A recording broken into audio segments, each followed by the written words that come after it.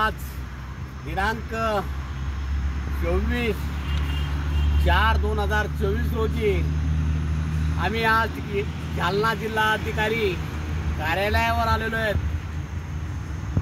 जालना लोकसभा मतदारसंघाची पूर्वतयारी आज आम्ही या ठिकाणी केलेली आहे।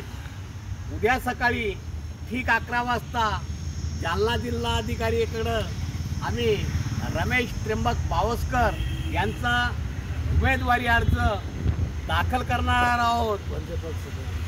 लोकराज्य या पार्टीकडून रमेश त्र्यंबक पावसकर हे अधिकृत उमेदवार आहे, तरी सिल्लोड, सोयगाव, जाफराबाद, भोकरदन, पैठण, फुलंब्री, अंबड या मतदारसंघातील सर्व माझ्या आदिवासी बांधवांना विनंती आहे की सकाळी ठीक 11 वाजता रमेश त्र्यंबक पावसकर हे आपला अर्ज निवडणूक अधिकाऱ्याकडे सादर करतील।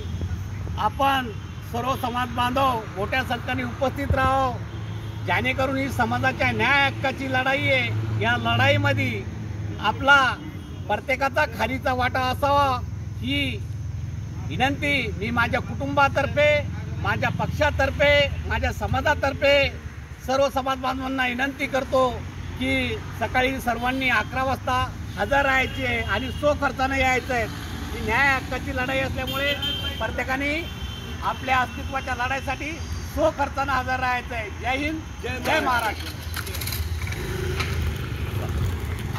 धन्यवाद। सेव करे सेव झाला ना? नाही, मी ना केला नाही, मला माहिती नाही सिस्टीम।